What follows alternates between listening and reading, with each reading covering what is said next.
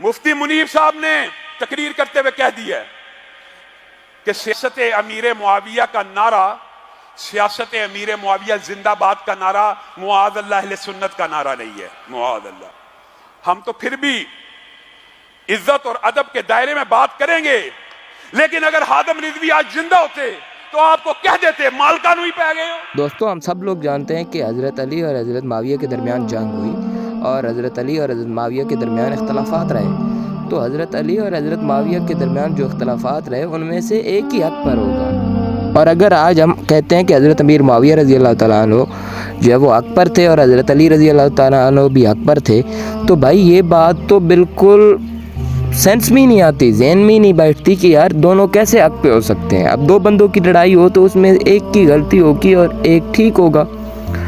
तो इसी तरह हम कहते हैं कि हज़रत अमीर मुआविया रज़ी अल्लाह तआला अन्हु से गलती हुई और हज़रत अली रज़ी अल्लाह तआला अन्हु ठीक थे, उनकी सियासत ठीक थी और हज़रत अमीर मुआविया रज़ी अल्लाह तआला अन्हु की सियासत गलत थी।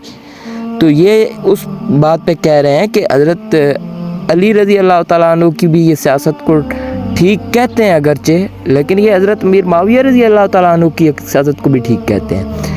तो इनकी दो नंबरी यहीं से पता चल जाती है कि ये अब हज़रत अली का तो डायरेक्ट इनकार नहीं कर सकते, तो हज़रत अमीर मुआविया का इनकार कर देते हैं। अगर आपको इंजीनियर मोहम्मद अली मिर्ज़ा से इस बात पे इत्तफाक नहीं है तो अहले सुन्नत वल जमात कहलवाने वाले जो तीन ग्रोह हैं बड़े, बरेलवी, अहले हदीस और देवबंद, उनमें से बरेलवी मकतबा फ़िक्र के जितने भी उलमा हैं इस वक्त पाकिस्तान इंडिया में जो सबसे ज़्यादा बरेलवी मकतबा फ़िक्र के हैं, तो आप बरेलवी मकतबा फ़िक्र के उलमा से उनका अक़ीदा पूछे तो वो यही कहते हैं कि भाई हमारा अक़ीदा यही है कि हज़रत अमीर मुआविया गलती पर थे और हज़रत अली हक़ पर थे।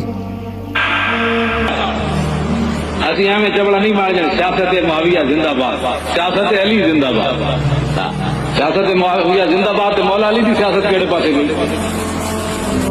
ये दोस्तों मैंने आपको अल्लामा खादिम हुसैन रिजवी का क्लिप सुना दिया है, जो कि वो कह रहे थे कि जो है खादिम हुसैन रिजवी कहते कि मालकन भी पै गए।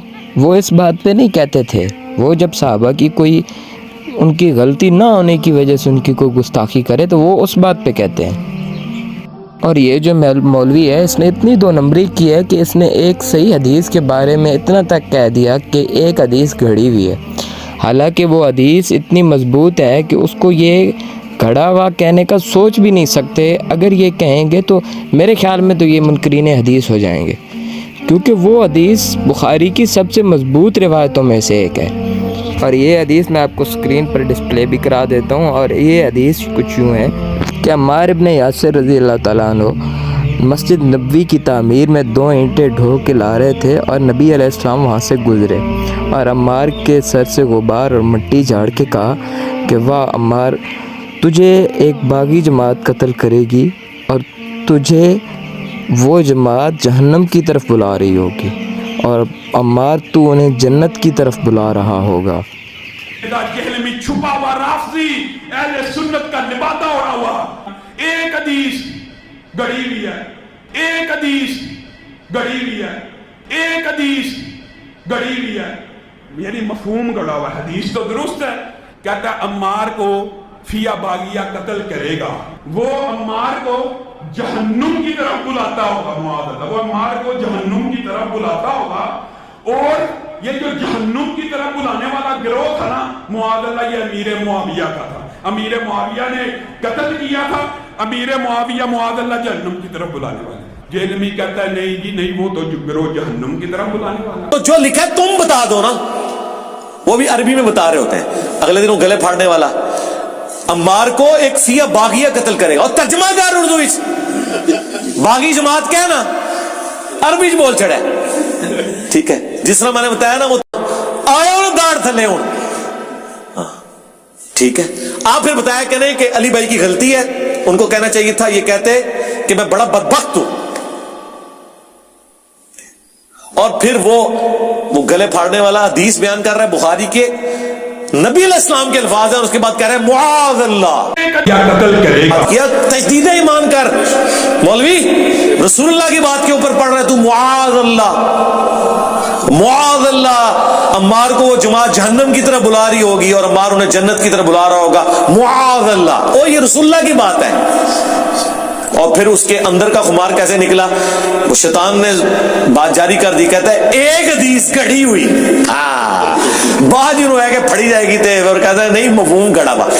اچھا مفہوم میرا تے گڑیا، تو دس کے مفہوم ہے دا، اس حدیث دا تو مفہوم؟ قیامت تک ٹائم ہے، نہ تسی حدیث مباہلہ بیان کر سکتے ہو، نہ حدیث عمار دا مفہوم بیان کر سکتے ہو۔ کرو، چلو میں نہیں کرتا، تم کر دو۔ اور دوستو آپ کو لگ رہا ہوگا کہ حضرت امیر معاویہ کے بارے میں یہ جو عقیدہ ہے یہ صرف انجینئر محمد علی مرزا کا ہے، لیکن نہیں، یہ صرف انجینئر محمد علی مرزا کا نہیں ہے، جو اہل سنت کے بہت سارے علماء ہیں، ایون کہ بریلوی مسلک میں اس پر خاموشی کا جو ہے وہ عقیدہ رکھا گیا کہ خاموشی اختیار کیجیے، لیکن جب بات کی جائے گی تو حضرت علی کو حق مانا جائے گا۔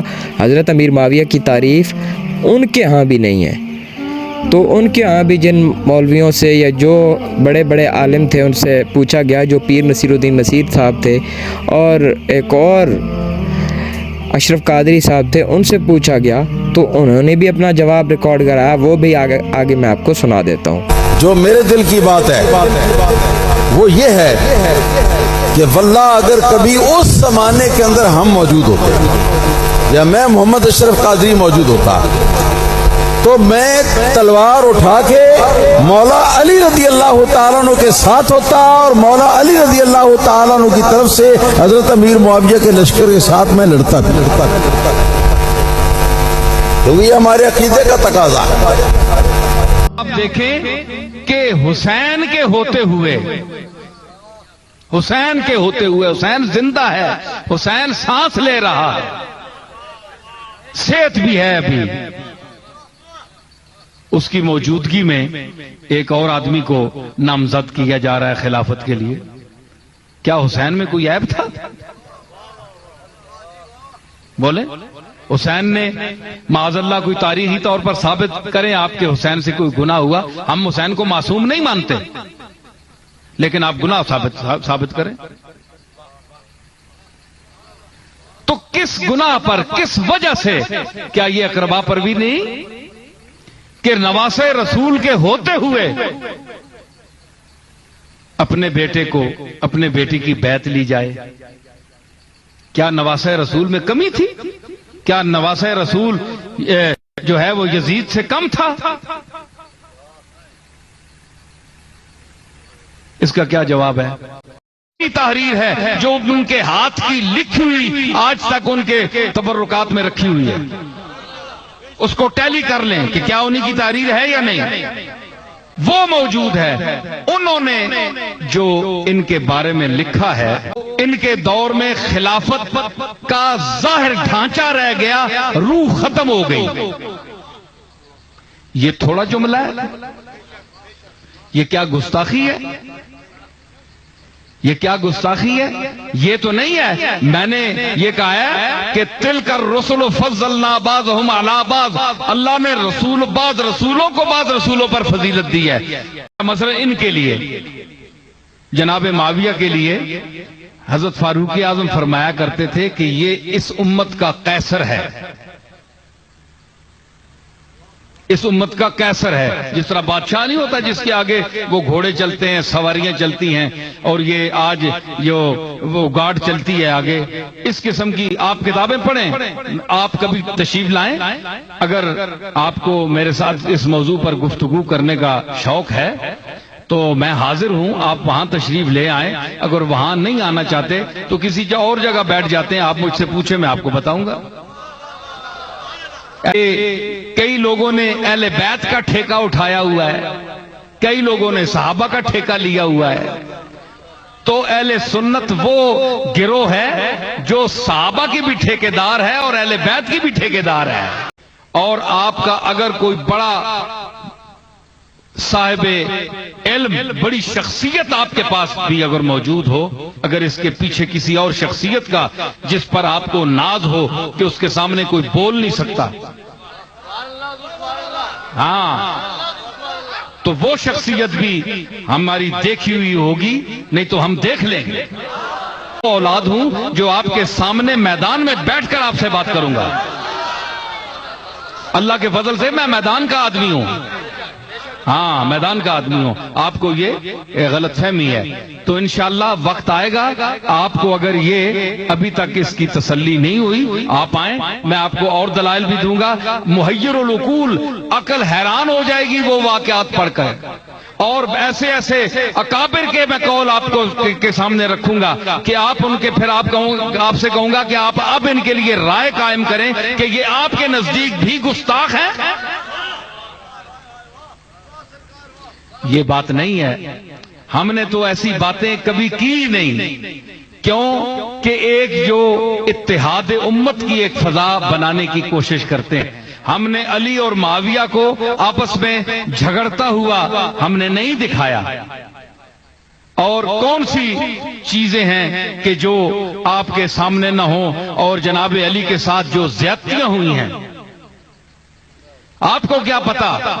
میں آپ کو بتاؤں، میرے باپ، میرے دادا، میرے پردادا سے بڑا اور تمام علماء امت جس کی عزت کرتے ہیں، جس کے نام پر سر جھکاتے ہیں، اور بڑے بڑے مؤلفین حدیث اس کے نام آنے پر اپنی گردنیں جھکا دیتے ہیں، جناب حضرت امام احمد ابن حنبل رضی اللہ تعالی عنہ آج بھی سعودی عرب کا جو مسلک ہے، مذہب ہے، وہ حنبلی ہے، حنابلہ۔ ان سے پوچھا گیا، انہوں نے جو تقریر کی ہے، آپ امام احمد ابن حنبل کو بھی گستاخ کہیں گے؟ آئیے امام حنبل کو میں سامنے لاتا ہوں، انہوں نے اس سے بھی بڑی گستاخی کی ہے۔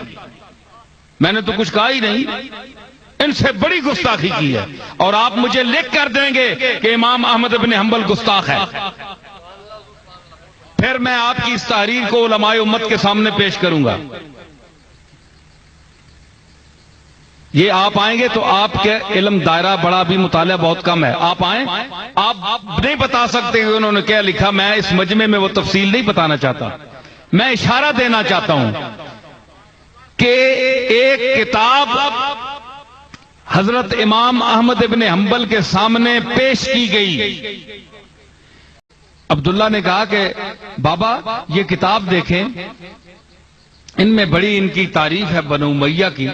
تو انہوں نے کہا کہ یہ جاہز ایک بدصورت انسان جو مکے میں تھا، جو بنو امیہ کا ہم اثر تھا، اور وہ بدترین، جس طرح یوسف خوبصورت ترین انسان اللہ نے پیدا کیا، تو کتابوں نے جاہز کے لیے لکھا جیم الف ہائے ہتی اور زوئے، جاہز۔ تو بدترین صورت والا، ایسا بدصورت انسان کسی نے نہیں دیکھا، اتنا بدصورت تھا وہ۔ اس کو بنو امیہ نے پیسے دیے اور ان سے جعلی حدیثیں گھڑوائی۔ حضرت امام حنبل نے یہ جملہ فرمایا، اور لکھا ہوا میرے پاس ثبوت ہے، یہ ایک امام کی تحقیق ہے اور بہت بڑا امام ہے، میں اپنی طرف سے نہیں کہہ رہا ہوں، یہ ساری ان کی یہ گھڑوائی ہیں، اور یہ حدیثیں جعلی گھڑوا کر اس کو بعد میں نقل کیا، ساری کتابوں نے نقل کیا۔ اللہ کا امام احمد بن حنبل نے فرمایا کہ اصل بات ہے یہ ہے بیٹا کہ علی قلیل الاحبا تھا اور کثیر الاعداء تھا۔ علی کے دوست تھوڑے تھے، دشمن زیادہ تھے۔ اس کی وجہ میں نے کیا سمجھی، اس لیے کہ دوست ہوتے ہیں ان کے زیادہ جن کے جو کھلائیں، جن کا دسترخوان وسیع ہو، جو جن کے پاس آنا جانا وسائل اور دنیاوی مفادات زیادہ ہوں، لوگ ان کے پاس ٹوٹ کر جاتے ہیں کہ کھانا کھا لیں گے، پیٹ بھر لیں گے، کوئی کام ہوا تو کسی سے کرا لیں گے، اثر رسوخ والا آدمی ہے، محل ماڑیوں والا ہے، ان کے دوست زیادہ ہوتے ہیں۔ علی کے پاس کیوں جاتے بھائی؟ علی کے پاس تو نانے جو تھی۔